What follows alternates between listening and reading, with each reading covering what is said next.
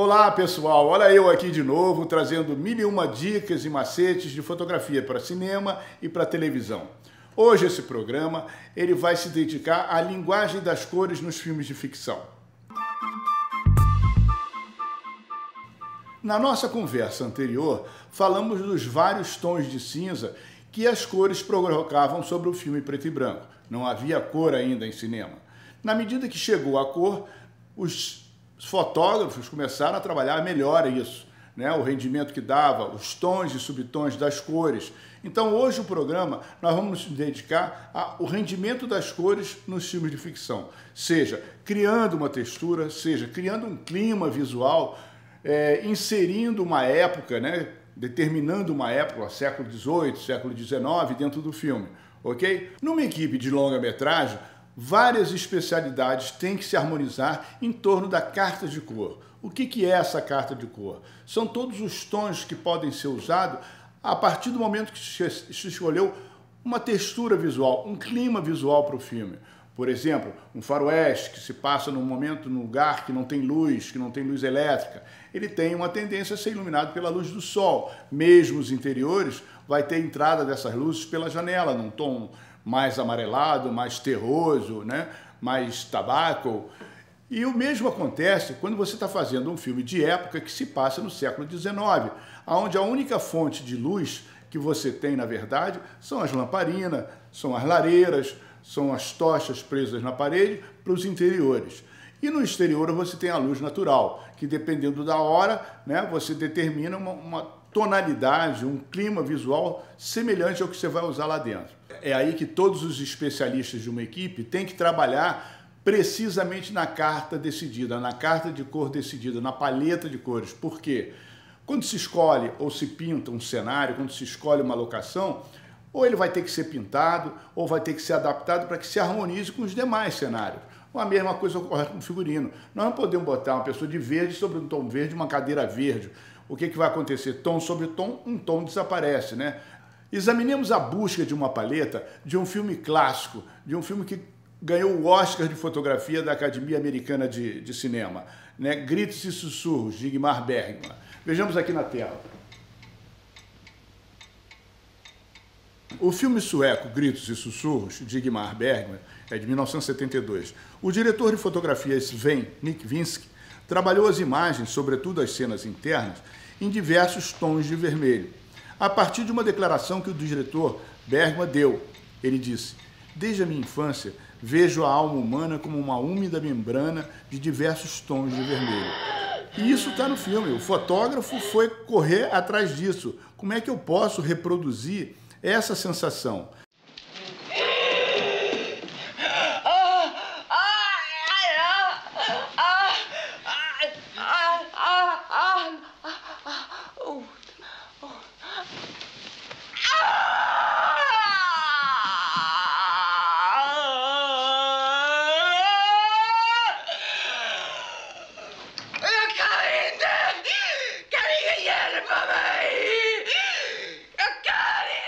Quando falamos da dramaturgia de cores, não podemos esquecer a trilogia de cores do polonês Krzysztof Kieślowski. Kieślowski realizou 3 filmes ao mesmo tempo, entre 93 e 94. A Liberdade é azul, né? A Fraternidade é branca e a Igualdade é vermelha. Esses 3 filmes, produzidos ao mesmo tempo, eles são feitos por 3 fotógrafos diferentes, a saber, o Liberdade é azul foi fotografado por Sławomir Idzak.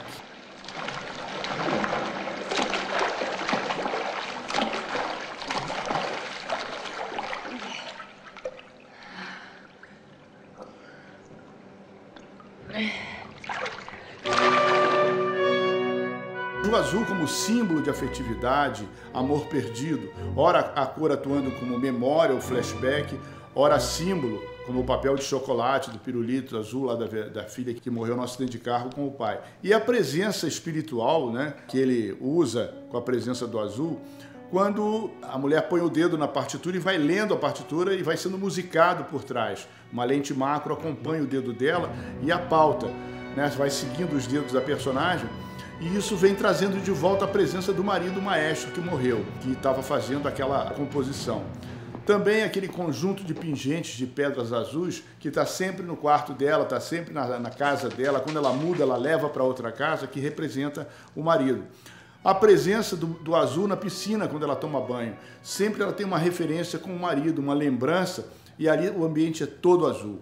É o verdadeiro uso da cor como símbolo sutil da narração, mas não para transformar-se em textura da narrativa. Ele é um aliado a isso, né? Ele é aliado a uma decupagem de planos muito fechados, alternando com planos muito abertos do espaço onde a trama se desenvolve.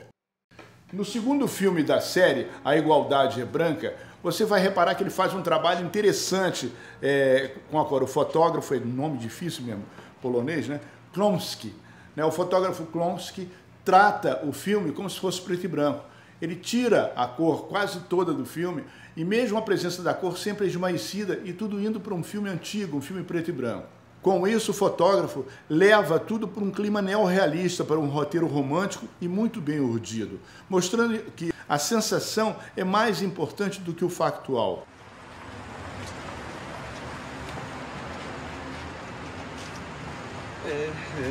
J'ai une papier, convocation. Convocation, cela, monsieur.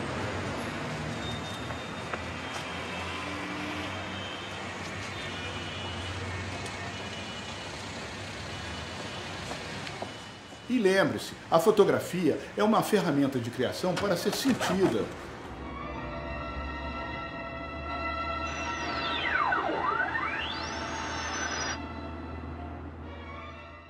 Fechando a trilogia das cores de Kieslowski, vamos assistir um trecho aqui da Fraternidade é Vermelha, do polonês Piotr Sobocinski.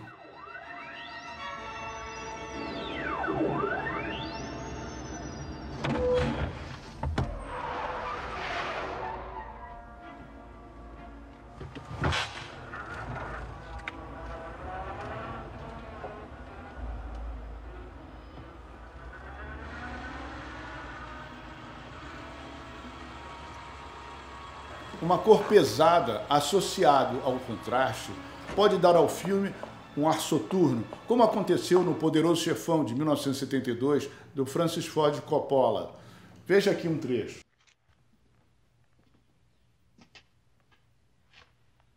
That I cannot do. I'll give you anything you ask. We've known each other many years, but this is the first time you ever came to me for counsel, for help. I can't remember the last time that...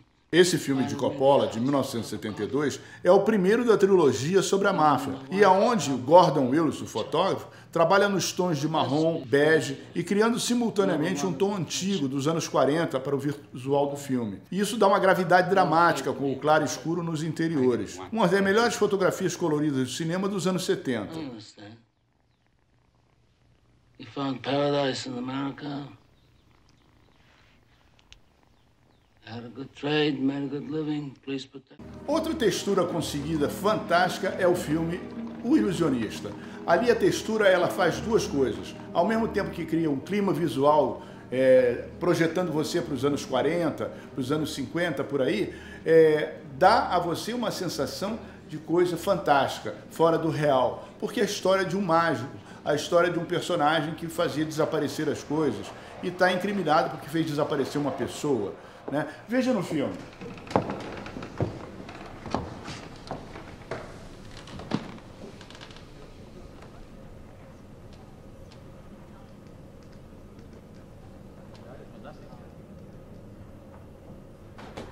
No filme O Ilusionista, de 2006, de Neil Burger, todo o clima de época do filme é conseguido na estonteante textura e na cor da fotografia de Dick Pop.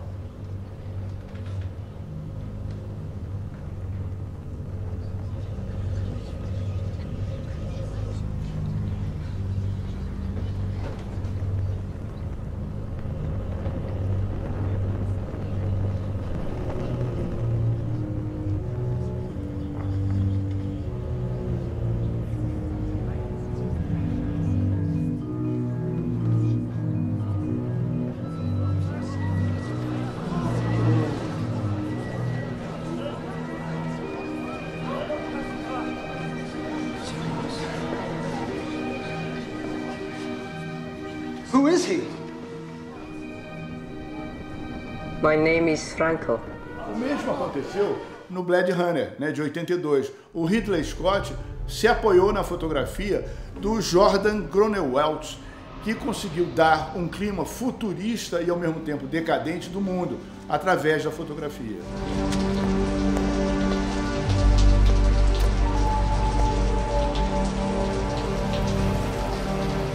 Desde que a pintura tornou-se uma forma de expressão, ela passou a influenciar os fotógrafos. Por quê?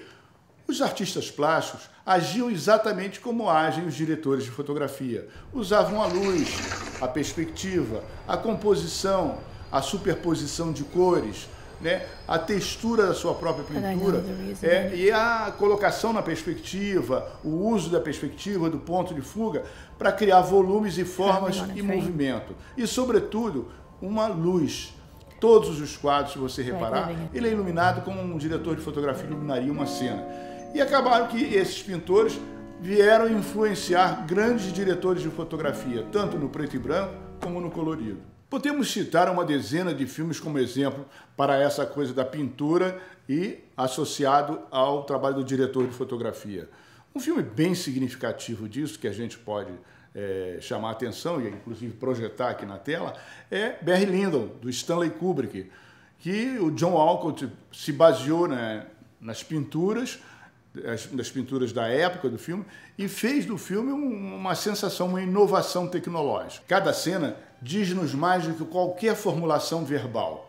O fotógrafo John Alcott, com a iluminação nos interiores inteiramente feita à luz de velas e nas externas apenas o uso da luz natural. É fantástico, é estonteante, é de uma beleza sem par. A captação das imagens com baixíssimo ISO e a reprodução da paleta de cores só foi possível empregando uma lente adaptada da NASA, porque tinha uma leitura possível de ler na Lua. O resultado é uma obra-prima de fotografia.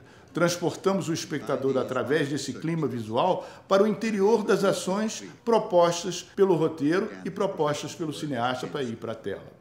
Outro bom exemplo dessa ligação da pintura com a fotografia, o fotógrafo se baseando na vida de um pintor, baseando na obra de um pintor, leva para a tela quase que uma Mona Lisa holandesa, tá? É o caso da Moça com Brinco de Pérola, do Peter, que você vai ver aqui na tela. O filme Moça do Brinco de Pérola, de 2003, dirigido por Peter Weber, sobre a vida de um dos maiores pintores holandeses que viveu na cidade de Delft, entre 1632 a 1675, e pintou uma auxiliar dele, que se transformou numa Mona Lisa holandesa. No filme, o diretor de fotografia Eduardo Serra reconstrói a luz dos quadros do pintor holandês e o clima visual das externas onde os personagens transitaram. Podemos então concluir que as cores, elas podem transmitir um clima visual que envolve os personagens, que envolve o ambiente que narramos essa história, onde vivenciam essa história os personagens. A cor é um instrumento da emoção narrativa. E aí, gostou? Mas fica de olho que a gente volta na próxima semana com 1001 dicas de fotografia para cinema e televisão. Conto com você lá. Até!